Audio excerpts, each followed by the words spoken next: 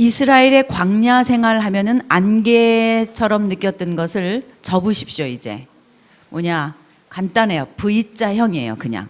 왜? 시나이 반도가 V자니까. 그러니까 V자처럼 생겼는데 이런 모양인 거예요. 그러니까 이렇게 안으로 들어갔다 엉켰다가 나와서 들어가는 거. 그렇죠? 굉장히 쉬워요. 가나안을 향해서 가는 광야 생활이 어떤 거냐라고 묻는다면 거기는 잘 모르겠어. 그럴 게 아니라 어떻게 생각하면 돼요? 시내의 반도 숲곳에서 나와서 이렇게 내려갔다가, 그죠? 시내산. 그 다음에 어떻게 돼요? 올라와서 어디로 가요? 가데스 바네아로 가서 여기서 약 38년쯤 지내다가 이렇게 올라가면 쉬운데 이걸 그만 못하는 거예요. 그리고 어떻게 다시 이쪽으로 와서 오른쪽으로 가가지고 사해 바다와 요단강 있는 이쪽을 이렇게 해서 여기까지 가서 이렇게 들어간다 이 말이에요. 아시겠죠?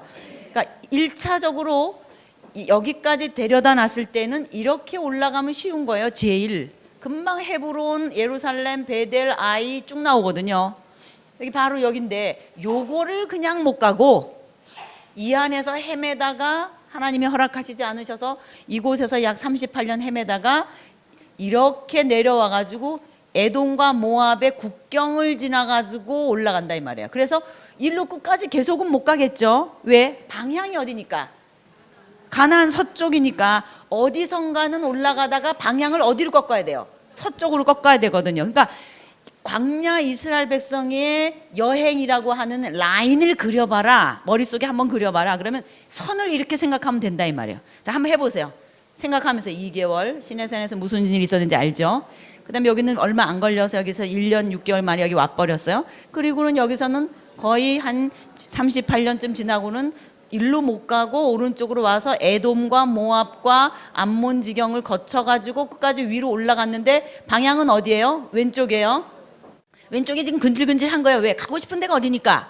왼쪽이니까. 근데 지금 가기는 이쪽으로 쳐서 위로 올라간단 말이에요. 그러니까 올라가다가 어디선가는 왼쪽으로 꺾어야 되죠. 왼쪽으로 꺾어야 되는데 어디서 꺾었냐? 모압 평지까지 있다가 여기서 확 꺾었다 이 말이에요. 이거예요. 자, 결론부터 얘기합시다.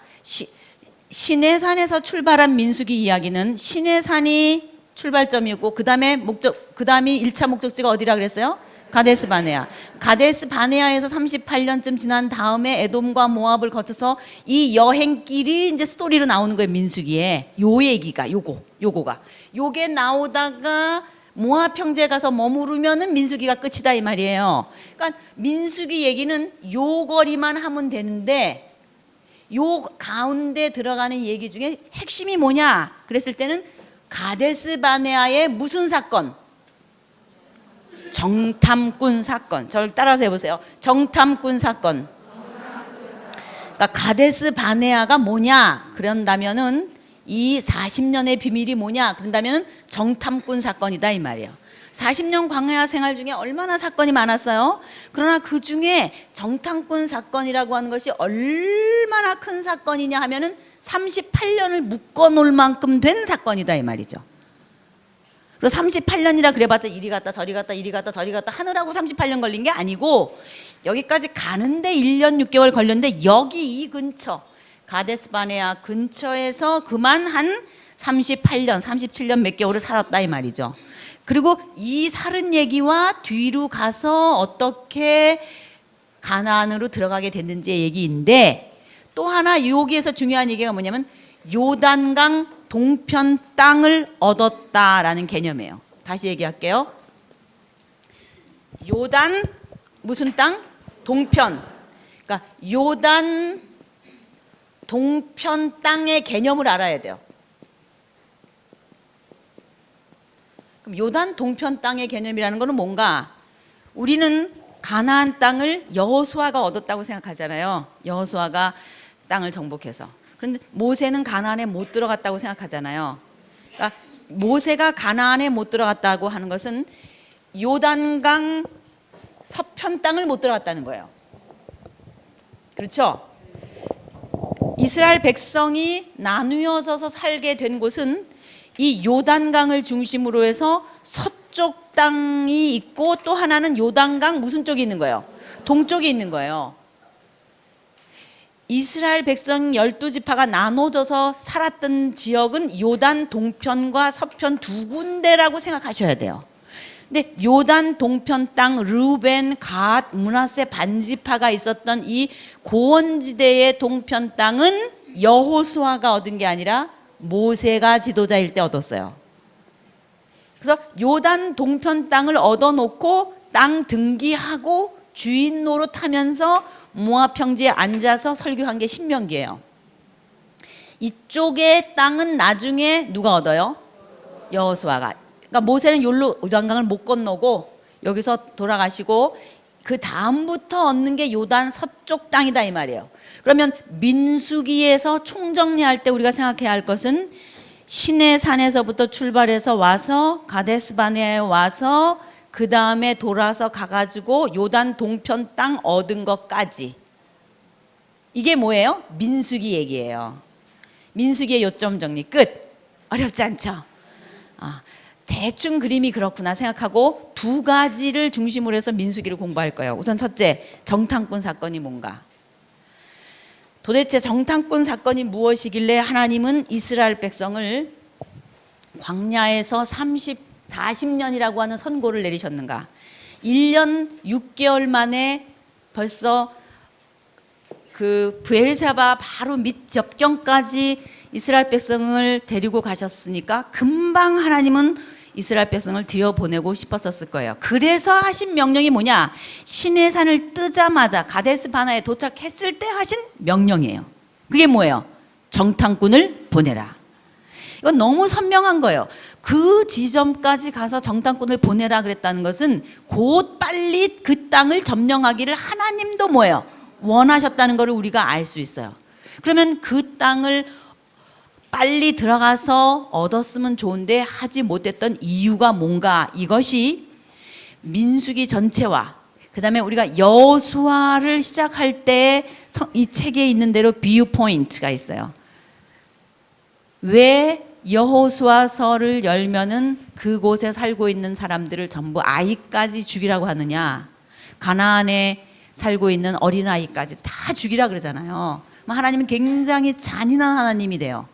창세기, 출애굽기, 레위기, 민수기, 신명기까지는 굉장히 거룩하신 하나님인 것 같고 좋으신 하나님인 것 같고 우리를 구원하시는 좋은 하나님인 것 같은데, 암만 그래도 가나안에 사는 어린아이들, 불쌍한 아이들인데 그 아이들까지 다 죽이라 그러고 심지어는 짐승들까지도 다 불사르고 다 없애라 그래요. 바베큐 해 먹으면 되는데.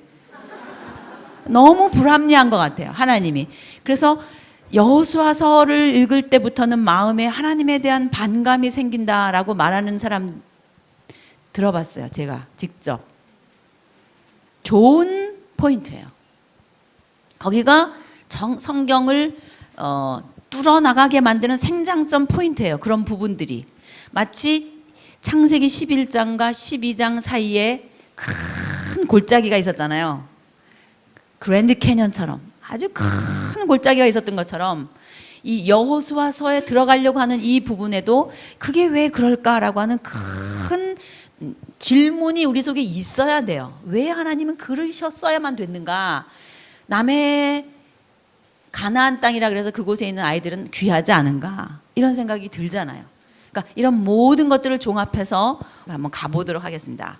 그럼 우선 첫째, 정탐꾼 사건이 가지고 있는 의의가 뭔가? 여러분, 정탐꾼 12명 중에서 10명은 어떤 보고를 했습니까? 네, 우리는 메뚜기다. 메뚜기 정체성을 가졌어요. 그럼 자기를 메뚜기라고 본 이유는 상대방이 너무 크다는 거예요. 그럼 어떤 걸 봤길래 상대방을 크다라고 느꼈어요? 자, 그들이 본 사람들이 누구예요? 예? 가나안 사람들 봤잖아요. 정탐하고 들어갔잖아요. 그 산지를 막 올라가서 저 위에 하마더구까지 갔다가 이렇게 40일 만에 내려왔거든요. 근데 그 갔다가 내려오면서 본 사람들이 있어요. 누구를 본 거예요? 아낙자손을 본 거예요. 그럼 아낙자손이라는 사람들이 누군가? 자이언트예요. 네피림의 후손이에요. 성경에서 아낙자손이다 그러면 네피림이에요.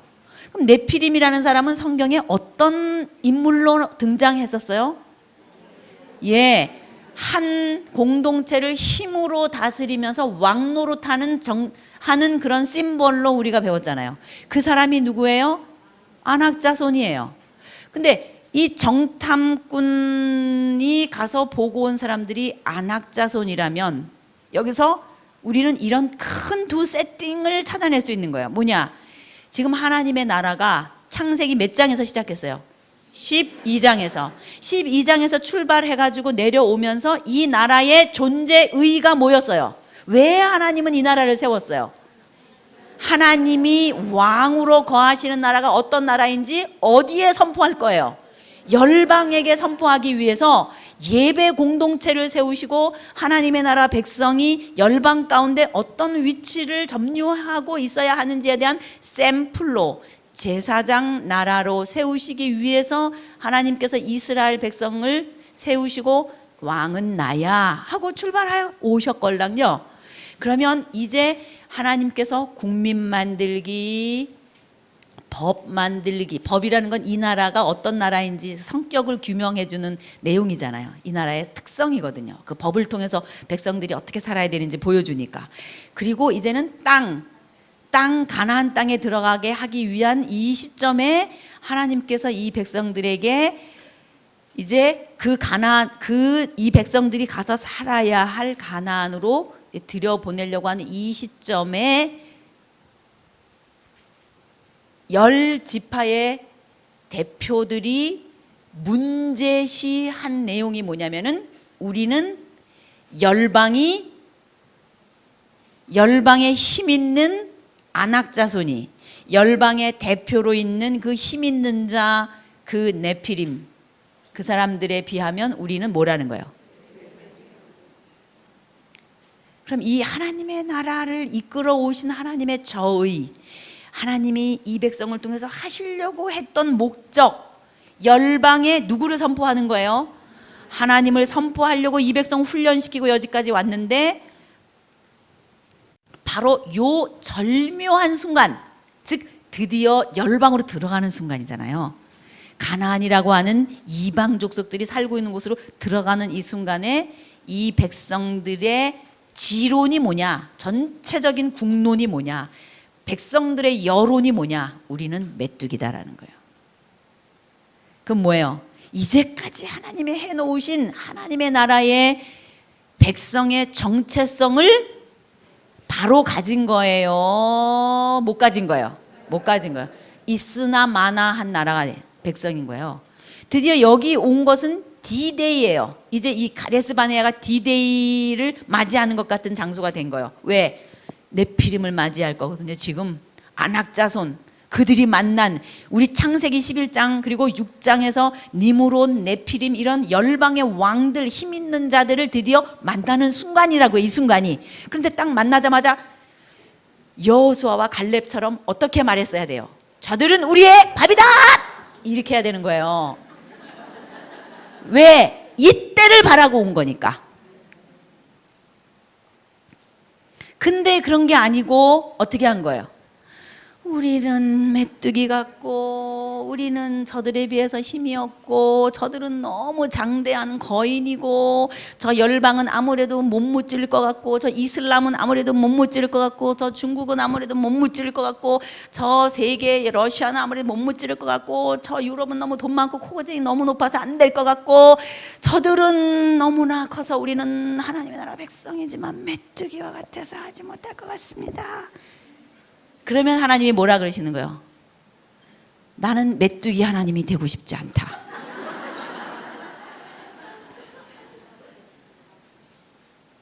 정말이에요.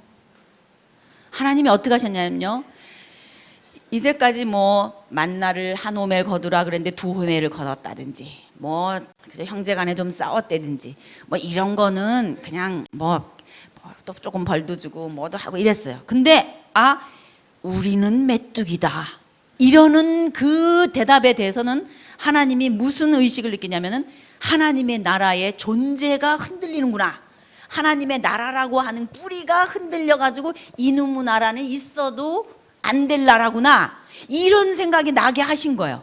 그게 왜? 이 나라의 존재 의의를 모르고 온 거니까.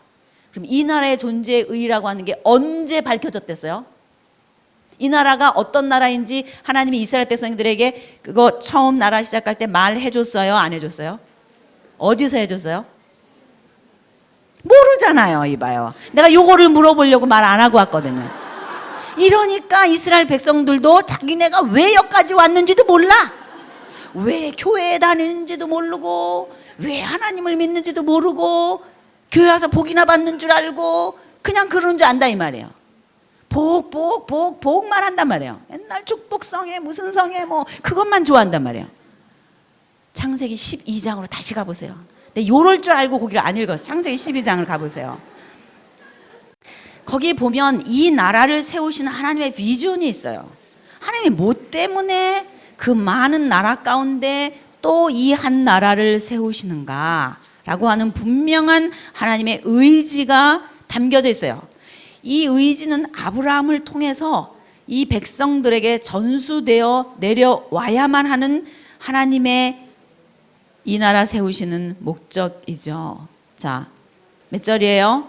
2절 다 같이 읽어보겠습니다. 시작.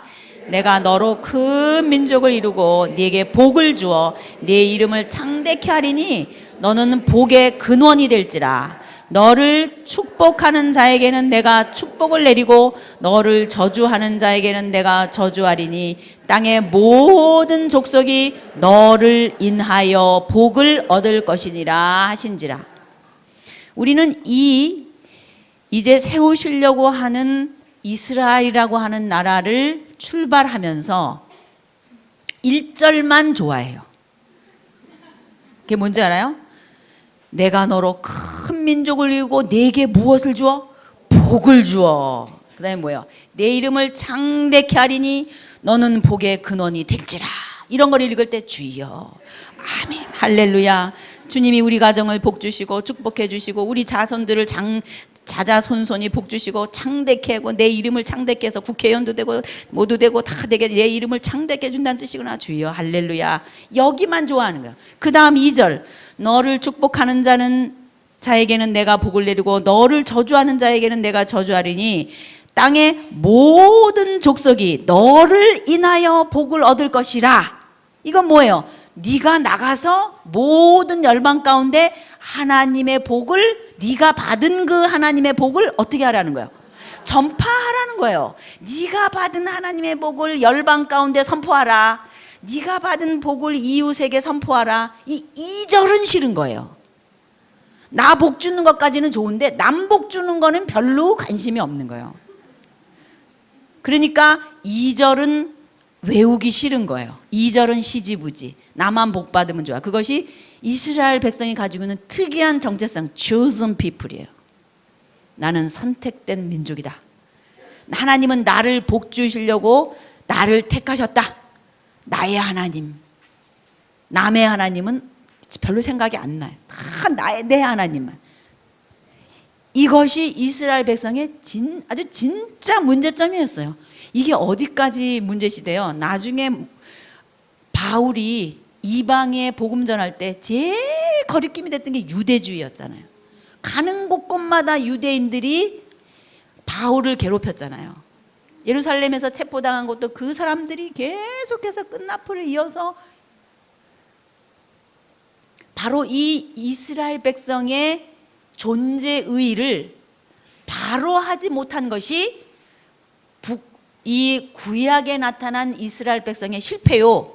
신약에 와서까지도 유다라고 하는 이름으로 왔지만 그것을 바로 해내지 못했고 그 가운데서 하나님이 새로운 물꼬를 틀어서 예수님을 보내시며 열방을 향할 수 있도록 모든 민족을 제자를 삼아서 열방을 향해 내 백성이 되도록 하는 본래 하나님이 이 나라를 창세기 12장에서 세웠던 목적대로 해내시고야만은 바울의 열방 행전으로 끝나잖아요. 성경이. 그러니까 이거를 읽지 말고 성경을 읽어야 돼요. 여러분도 지금 뭐 하고 있는 중인지를 잃어버리지 말아야 돼요. 읽어가면서 그러니까 그거에 초점을 맞추고 생각해 보라고요. 자, 정탐꾼을 보내라 그랬어요. 그러면 이때야말로 이 12지파가 어떻게 생각해야 돼요? 언젠가 했는데 바로 이때구나 하고 정탐을 했어야 된다 이 말이에요. 이제 이 열방의 이 거짓된 종교와 잘못된 문화가 하나님 대신 자리 잡고 있는 이 열방, 하나님의 나라 백성이 최초로 만나는 이 가나안 사람들을 향해서 하나님의 이름을 먼저 선포해야 되는 드디어 때가 왔구나, 이런 적극적인 생각을 가지고 가나안 정탐을 했었어야 되는데, 갔다 오고 나서 한 말이 뭐라는 거예요? 나는 메뚜기에. 그때 하나님의 반응이 뭐냐면 굉장히 심각한 거였어요. 어떻게 심각했냐? 모세야, 나는 아브라함과의 언약을 파기하고 싶다. 와, 괜히 슬픈 생각 들지 않아요? 아브라함과의 언약, 그럼 우리는 막 가슴에 가득하잖아요. 아브라함의 백성으로 이어지는 하나님의 나라, 내 나라라고 하는 것을 나는 포기하겠다. 그리고 모세야, 네 몸에서 나는 자식으로 다시 내 나라를 세우면 어떻겠니? 이렇게 말씀하셨다고요. 생각나요? 그때 모세가 한 얘기가 뭐예요? 막 엎드리잖아요. 중보하잖아요. 이 굉장히 중요한 장면이에요.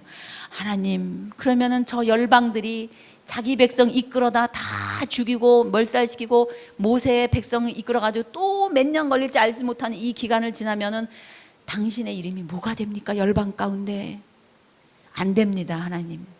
그러면서 모세가 하나님의 옷자락을 붙들고 기도하잖아요. 그래서 하나님께서 차선책으로 양보하시면서 내신 대안이 우리는 메뚜기다라고 말한 정체의식을 가진 사람들은 광야에서 죽어라. 나는 메뚜기들의 하나님이 되고 싶지 않다.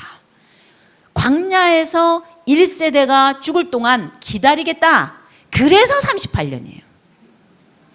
그러면 그 이후 세컨드 제너레이션이 자라나서 민수할 때 20세 이상 되지 않았던 아이들, 그리고 광야에서 응애하고 태어난 자녀들, 걔네들이 소복이 클 동안 가데스 바네아에서 기다려라. 그래서 38년이 거기서 지난다 이 말이에요. 약